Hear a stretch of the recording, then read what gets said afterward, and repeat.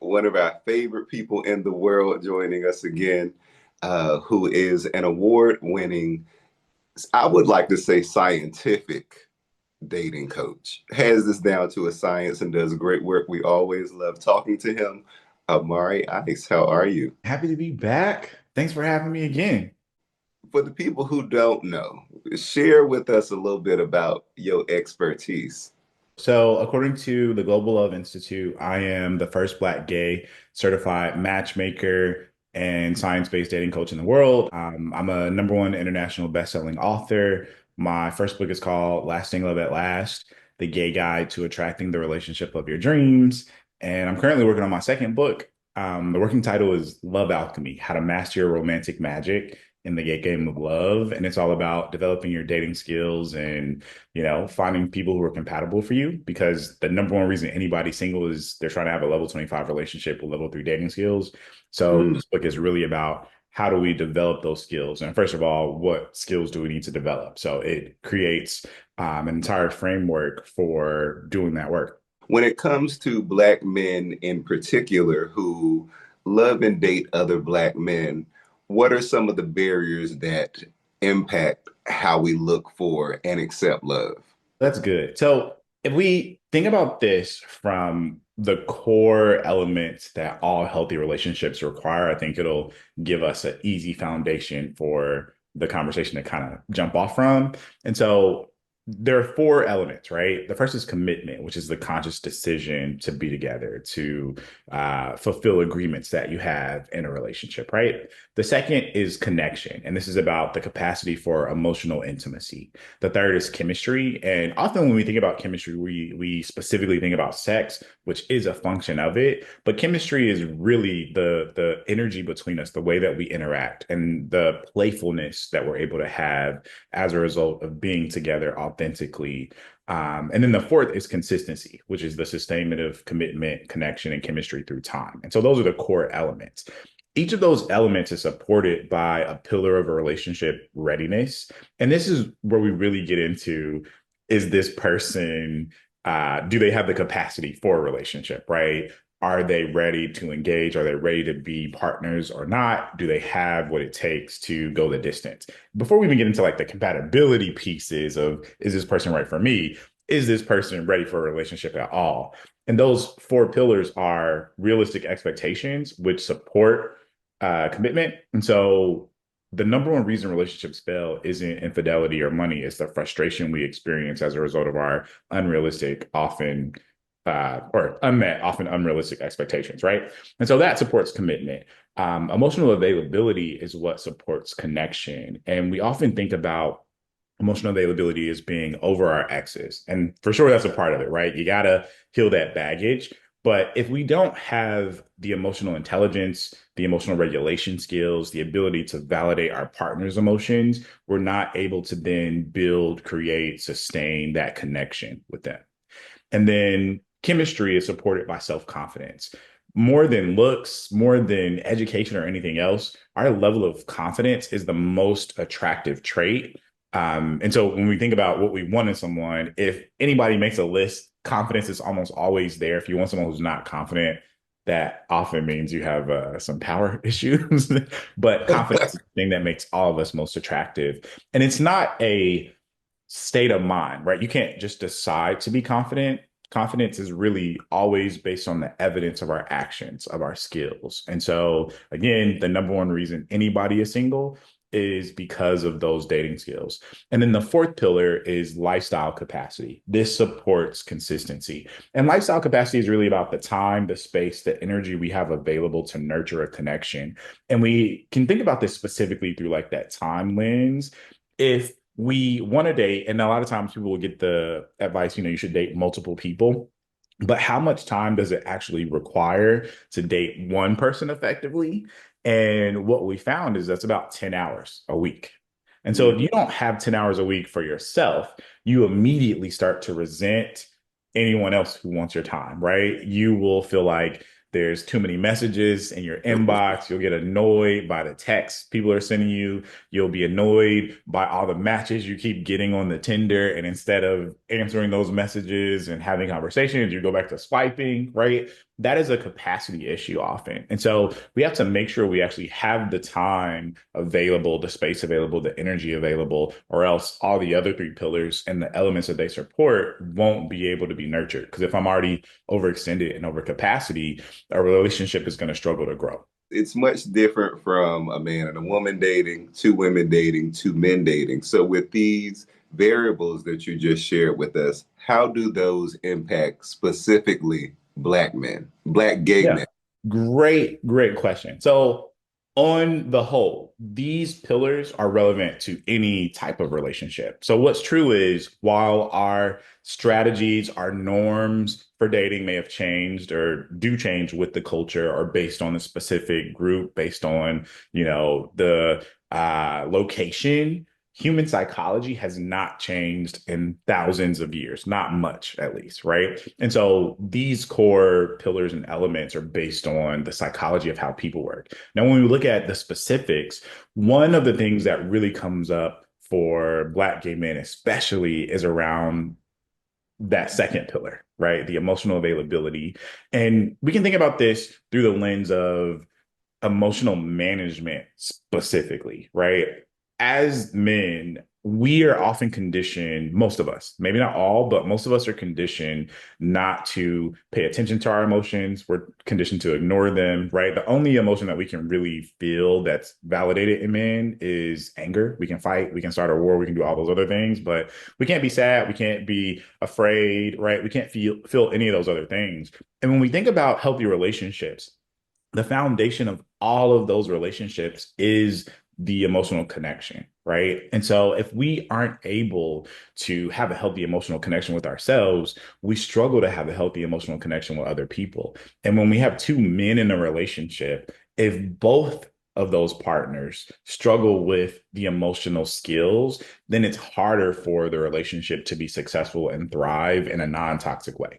So, of course, we still have the other pillars to consider, right? Anybody can have unrealistic expectations. Anybody can have confidence issues or not have the time.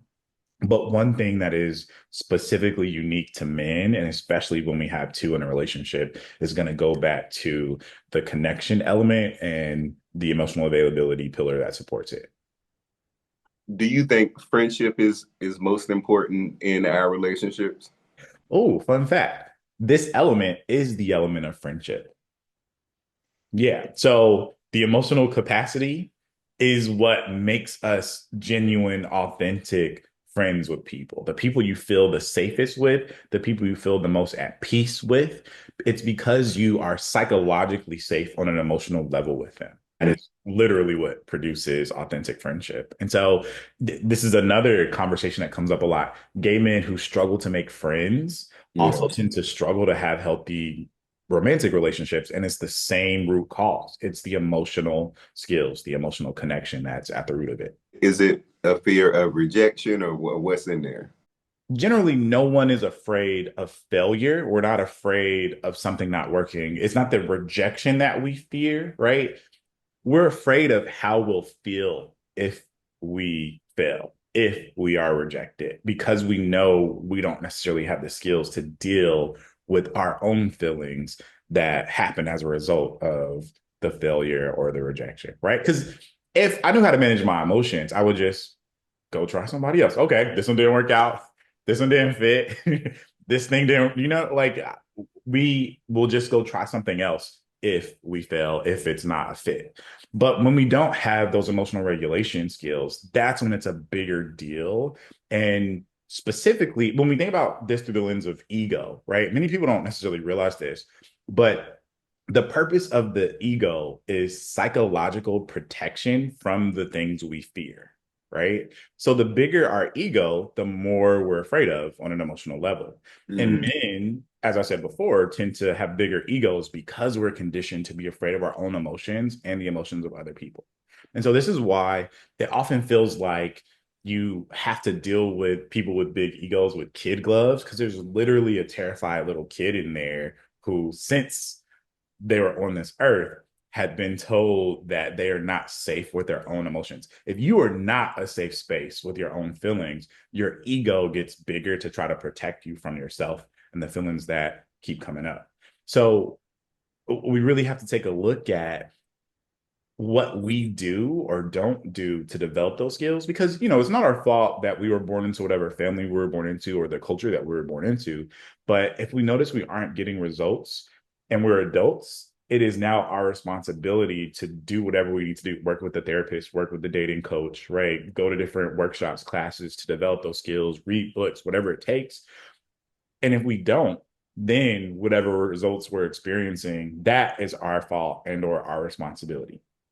So we have to take more personal responsibility, especially as men, to develop those emotional intelligence skills. Otherwise, like, we're just going to keep repeating the same cycles of frustration. This might be an obvious question, but it's worth discussing.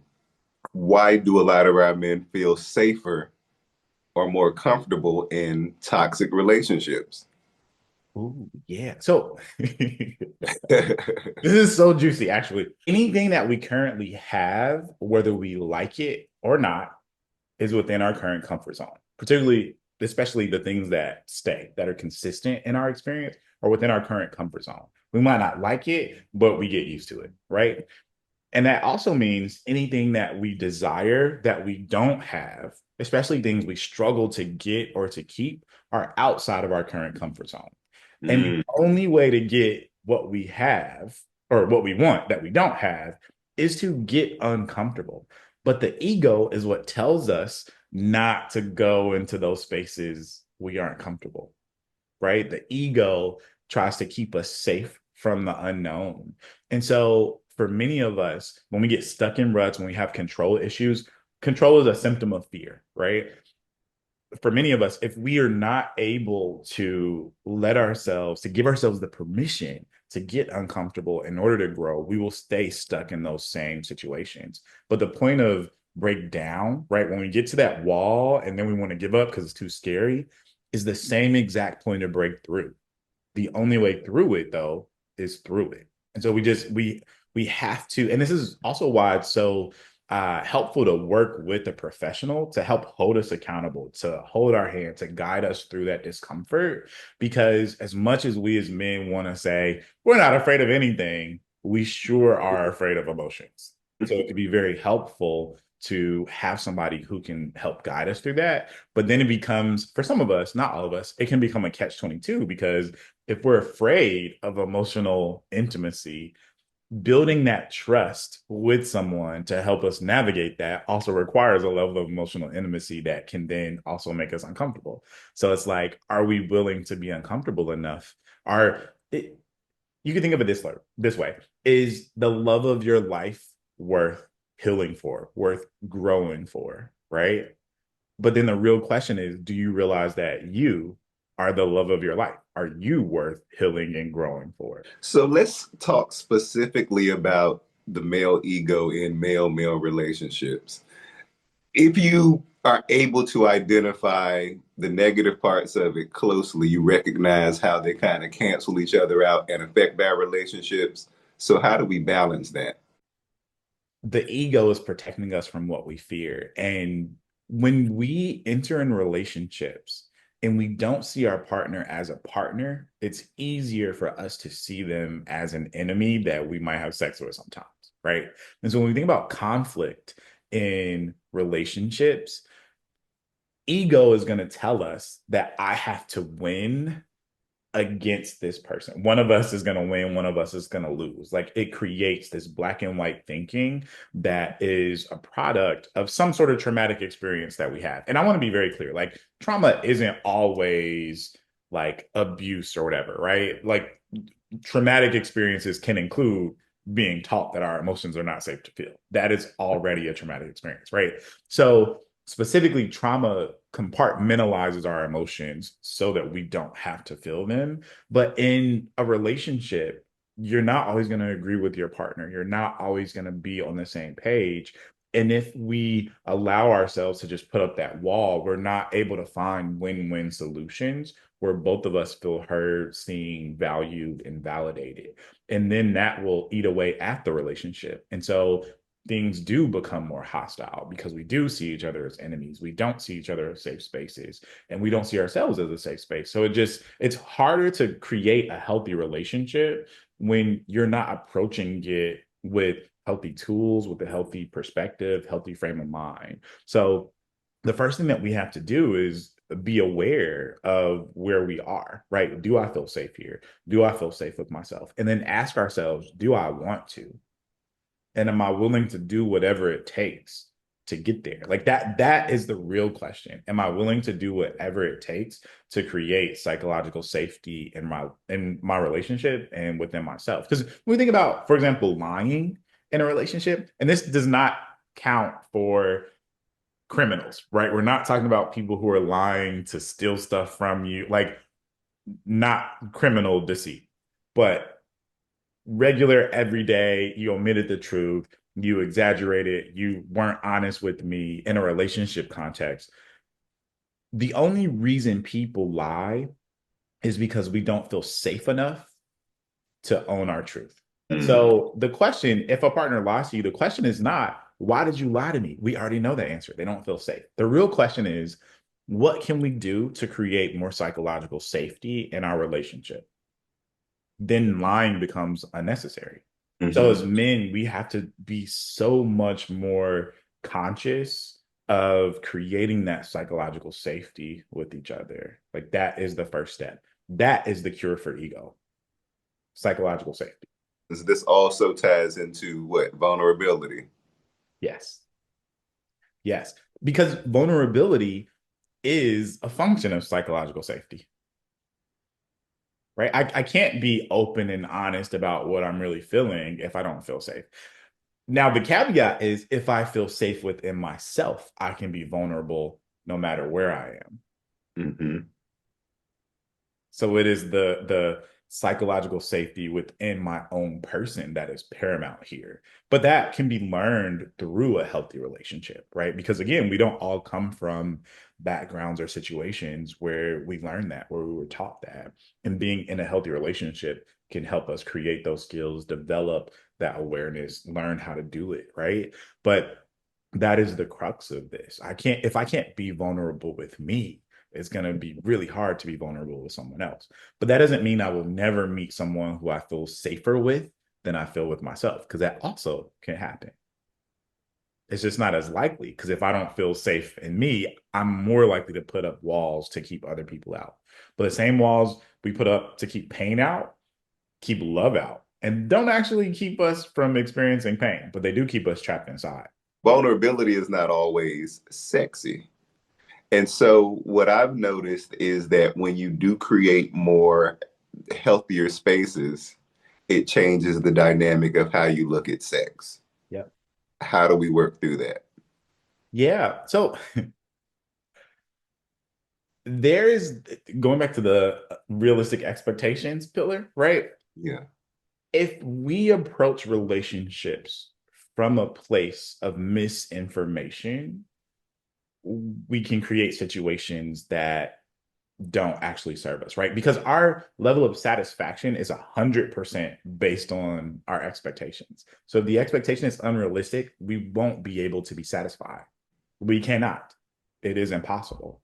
And so when you look at people who focus only on sex but try to create a healthy relationship, it is almost always an exercise in failure because you can't get healthy relationship purely from a standpoint of sex. Now, this is not saying if I have sex on a first date, the relationship is fucked. No, no, no. Like, it's not about when you have sex, it's about how psychologically safe you feel with that person when you have sex.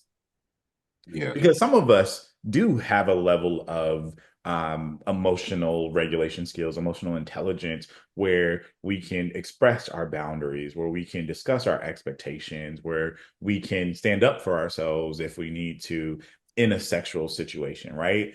But that's not the rule for many men because of those other underlying emotional blocks, right? For many of us, we see sex as a surrogate for love. And Yeah. so we put sex on such a high pedestal. And anytime we put anything on a pedestal, we already know we're in a place of unrealistic expectations. Because if it's on a pedestal, we're not at an equal power dynamic. And so whatever I put on a pedestal is more powerful than I am, whether that's a person or a thing or a situation or an experience. But if the thing is on a pedestal, I'm seeing that as more powerful than me. And so I'm creating an unequal power dynamic that's going to cause stress, trauma later, right? So we have to see things from a place of, if I am reflected in everything that I see, how do I need to approach this in order for it to be in my highest good? Not my best interest necessarily, because what we're interested in is not always good for us. But what is in our highest good is always in everyone's highest good. And we don't often ask that question because we see ourselves as individuals, as ego requiring beings, right? Because we're so afraid of real experiences that we will create this fantasy reality of what things should look like. And now we're trying to create that because reality feels too hard to handle. That is a telltale sign. If we put things on a pedestal, if we never, ever, ever, ever encounter the relationship that we expect to have, like in the wild, right? If we never see anybody's relationship that looks like this, if we never meet anybody who is a good person that we could trust, right? If we never meet those people, we have to look at our own expectations because maybe we're expecting something that just doesn't exist in reality. Okay, I got two questions. So the first question is, how do we know when we are creating unrealistic expectations? How can we identify what's real enough to handle and navigate? And then secondly, I forgot that other question, so let's stick with that Okay. one. So I'll make this really juicy and we'll answer this through the lens of sexual chemistry because Yeah. the thread that comes up, if we don't feel psychologically safe, so we have a big ego, we also tend to be more focused on the visuals, right? We're more narcissistic in our preferences. And so we tend to prioritize the sex. And so let's look at this just from the lens of sex, right? If the chemistry that you expect or experience is greater in intensity than the level of chemistry you're able to create and sustain on your own, that is one way you know it is unrealistic. A lot of times people are looking for romantic fire to sustain them instead of looking for a fire they can sustain. Hold on. What Yeah, that yeah, mean? yeah. What Huh. that mean? What that mean? Okay. The point of compatibility is sustainability. You're looking for something sustainable, but it has to be sustainable for you, or else it's not sustainable. And so, if we're looking for sex and chemistry that we are not already able to sustain on our own, that expectation is unrealistic. Okay. The sex can't keep you alive. You have to keep the sex alive. Yeah. Right. And so if you're looking for sex that never gets old and boring, you're putting the responsibility in the wrong place. And if the responsibility is in the wrong place, the outcomes are going to be in the wrong place. The enjoyment's going to be in the wrong place because you're expecting someone to give you great sex. And let's even look at that on a very granular level. We look at sex like you know how to do sex really well, right? You're really good at a specific sex act, not realizing that everything is based on the person you're with, right? So, for example, oral sex, you might be like, oh, I'm so good at this. But what is really good to one person is not necessarily good to the other person. Every Mm. single partner's body is different, and you have to learn their body, right? And so, no matter how good it was to this other person, you still have to learn this new person. And so sex is a co-creative experience, not necessarily a baseline, this is what you got to do. Like, no, it's always going to be unique to the people involved, to the situation, to the day, because our sexual energy fluctuates daily, our sexual interest fluctuates daily. Like all those things are in flux. And so sex is an ongoing, living, breathing experience. It's not something you go to the store and you're like, oh, I'm looking for a red Honda with these specific features. And but right, like it's not exactly that because it's always changing because you're always changing, right? Yeah. So back to what I said before, if you're looking for the sex to sustain you, you're looking in the wrong place because you have to sustain the sex that you want.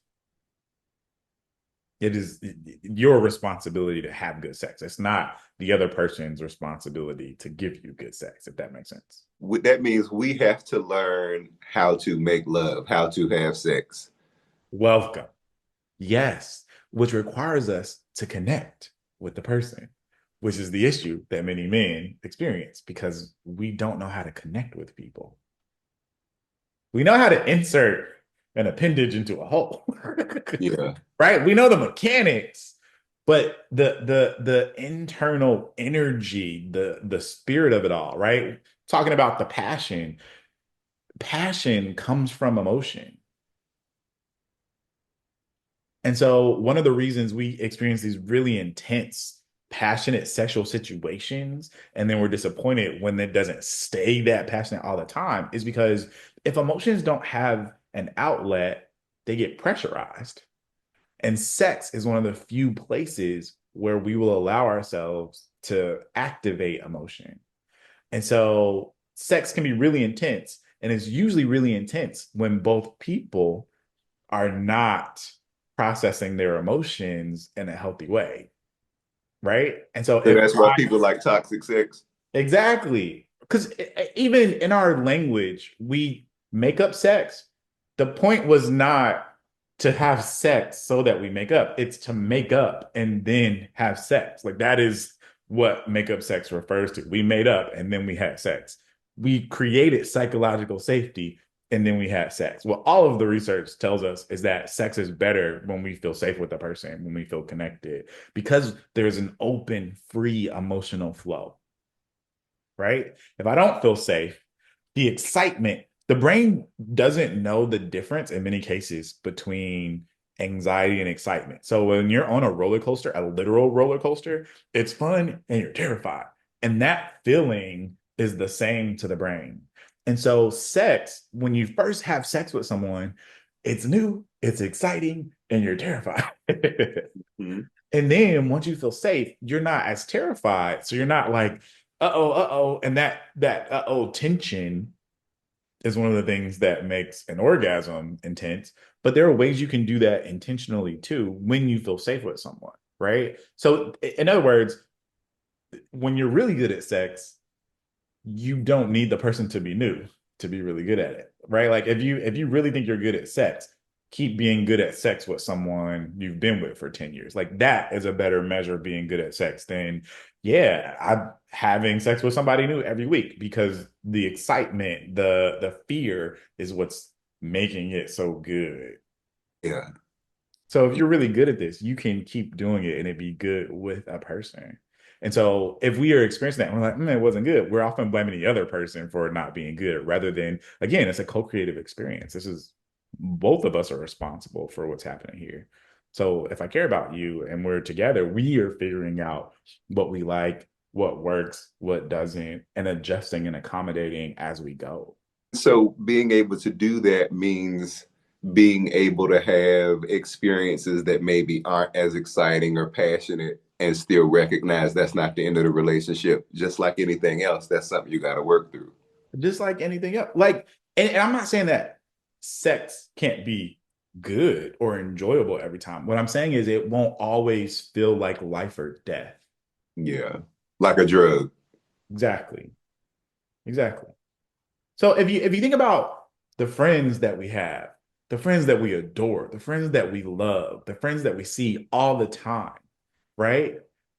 The enjoyment that is sustainable doesn't mean there aren't down days, doesn't mean we don't go through things. The car broke down, I need you to come pick me up. Like every day is not always exciting, but that doesn't make the friendship not enjoyable overall. You see what I'm saying? We're still gonna have it is more of a journey. Like sex is more of a journey in the same way that a relationship is more of a journey than it is a end all be all. Is this the Academy Award winning Academy Award winning performance I'm going to get the Oscar for, and I have to do it that way every time. But that level of pressure to perform is also a trauma response because as gay men, like many of us come from families that don't accept us as we are. And so we seek out validation as a lifeline. And wherever we feel validated, we keep like trying to get more validation that way, which is why so many of us can be so focused on physical looks and sex and achievement and money, right? Because we are driven for the validation, but it's never enough. There's no, one of my mentors would always say, there's no dig big enough to fill that God-sized hole. Yeah, because that's what we're trying to do. It's like we're looking to be validated by someone that doesn't have the power to validate us in the way that we're seeking. No one's words are more powerful than the words you tell yourself. And the reason why we are afraid of what other people think about us, the reason why rejection can be such a big deal for people is not because it doesn't work out. It's because we're afraid that this person is going to think about me what I think about myself. Because if somebody came up to you and was like, Samson, you're a white man, you would just laugh, like, what? Like, that doesn't even, I know who I am, right? And there's nothing wrong either way, but like, that was just an absurd thing to say. Like, what are you talking about? But if somebody says something you already believe about yourself, that doesn't serve you, that's not necessarily in a positive light, that is when it takes a hit to your self-esteem, Yeah. right? But if you know who you are and you're comfortable with who you are and you are safe in your own body, in your own identity, when people say things, good or bad, they don't have as much weight in, the way that you operate because you are already at peace and at ease and you're because you know that your value is never in question, That's right. right? But if we grow up in environments that condition us to believe differently, it is hard to not believe that. And so we are more driven to do the things to get the validation because we've been conditioned to believe that that is the ultimate prize. And so many of us are in relationships not for the connection, but for the validation. And that's a setup for failure. And Mhm. don't get me wrong, all of us need to feel valid, right? There's a need for emotional validation, but a healthy level of emotional validation is different than a unrealistic drive to do these things for validation, right? For me to validate your emotion, you don't have to do anything to prove that your feelings are valid, right? To prove that you deserve to feel seen and heard, right? You don't need to prove yourself before I can give you the validation. And that's how we know when it's an unhealthy relationship because I have to prove myself first to get the validation versus I'm already valid and I need your support. Let's get into this part, and this has to do with the male ego. One of the things that many of us struggle with in male on male relationships in particular is that need to feel I guess important in a relationship. And so that means, somebody needs to feel like the breadwinner, the this, the that. I mean, those are things that men deal with. And I think there is a level of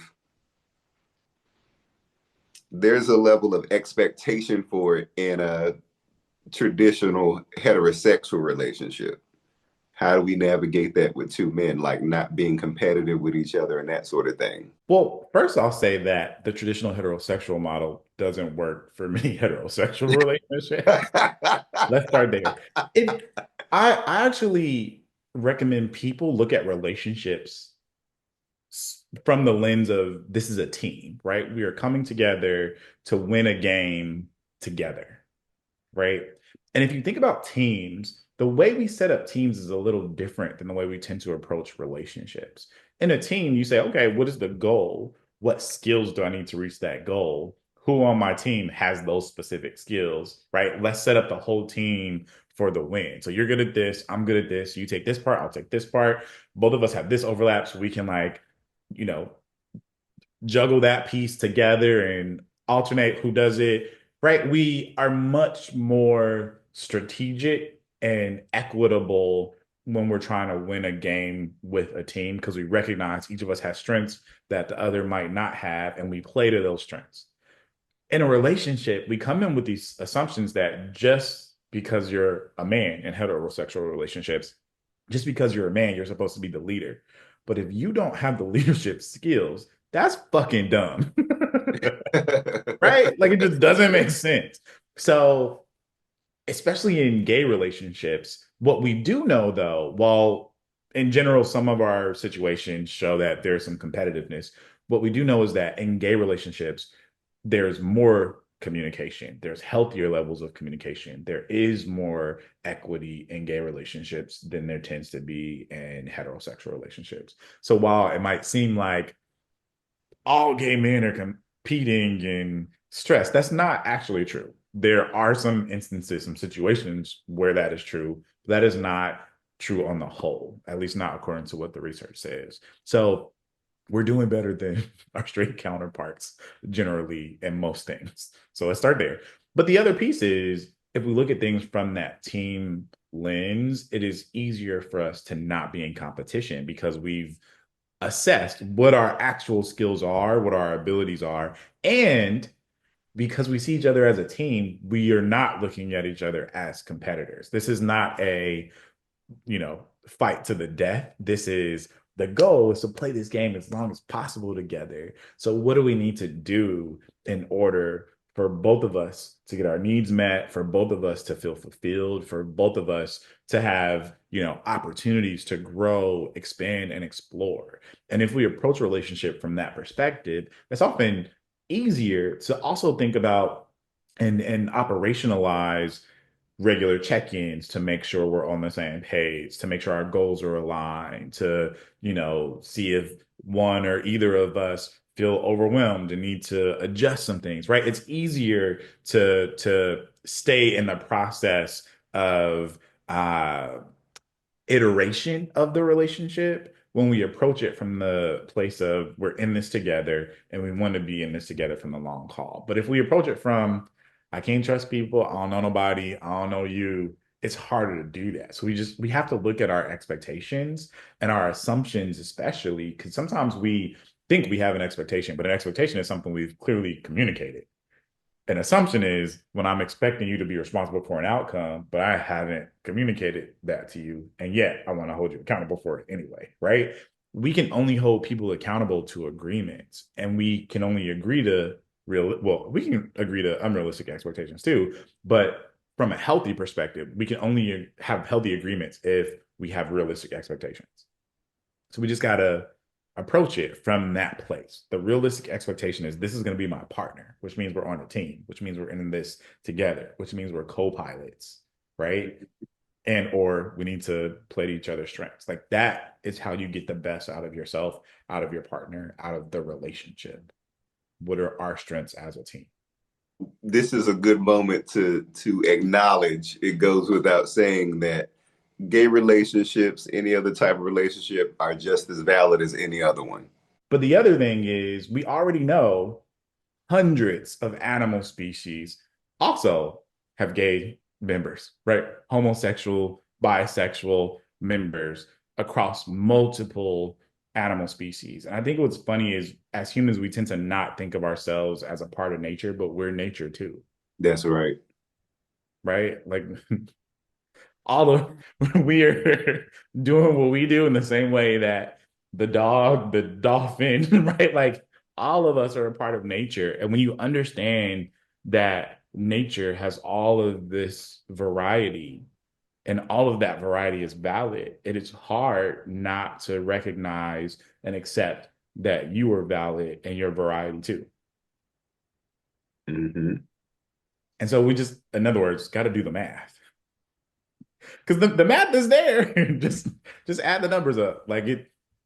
So for me, I think it is what you might notice is I don't feel the need to question or even to have conversations of our relationships as LGBT people valid. Like that's a moot point. Like what? Like we're here. That means we're valid. Fuck. Like, that's all the conversation we need to have about that. So now what do we do? Many of us have never realistically believed that it's possible for us to be with another man long term.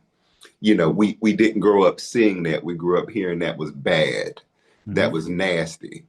And so I think a lot of us internalize that. And so while we may date, we may have sex in these fun, cute experiences that feel and look good. The long term thing, we never grow up with that validated, or we never see it much in media and that sort of thing. To your point, this is also true about just being Black, Yeah, right? We were talking there's something wrong with us, that we're not whole people, that we don't have a say in things, that we don't deserve nice things, that we're meant to not be as powerful as white people, right? Like we don't see ourselves in the media as often. Like all those things are true. And so when you're both Black and gay, yeah, there are more of those things that we need to work through, which is again why working with someone who can actually help you through this is so essential, right? And also remembering that we have to look at things in context of time, right? Like, yes, there haven't been a lot of Black people in the media and racism, but also media as we know it is new, right? There aren't a lot of LGBT people, but also media as we know it is new. And so it's not that there are more Black people or there are more gay people now. It's now we get to see more people because media is more accessible from all sides. It's not being gate kept, right?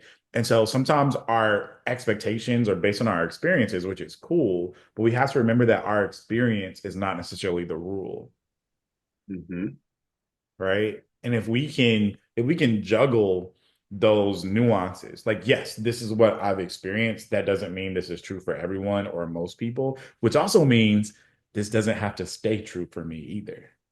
yeah, So sometimes we can keep ourselves trapped in our own paradigms because we refuse to see anything different than what we've experienced, even if those differences even if those experiences don't serve us. So again, we can get very comfortable in the bullshit that we may have experienced, but sometimes we got to learn to turn that bullshit into mulch in order to grow flowers. why is representation important? Oh, yeah. Representation is important because what we see in our own minds Yeah, dictates what we do, right? Particularly the possibilities. If we cannot see the possibility, whether that is someone else showing us a possibility or an imagined possibility, but if we can't see it, it is often very difficult for us to create that in our own lives. And so it is not that I can't be successful if I don't see people who look like me, but it is if I see people who look like me, it is easier for me to believe and faster for me to accept that this is possible for me, mm, right? So visibility is key because our all of life is essentially a projection. All of our own individual experience in life is a projection of our understanding onto what we experience, right? And so if I see myself as powerless, as unloved, as unworthy, and I never see any evidence to the contrary, it's very easy for me to just accept that. And so seeing those different possibilities gives me choices that I may not have been aware that I had. Not that I have to choose them. I can still choose to do whatever I'm doing. Maybe the life I live is the life that I want, and I am totally fine with that, right? But knowing what the options are allows me to then make different choices that I maybe wouldn't have made if I didn't believe that there were options. And especially coming from being Black in a racist country, being LGBTQ in a homophobic, transphobic, queerphobic country, right? It can be easy to believe that this is all there is, like whatever traumatic experiences, discriminatory experiences, right, that we've been through. It's easy to believe that that's all that exists if we don't see any evidence to the contrary. So, in other words, visibility frees people who may not have the freedom based on where and who they currently are.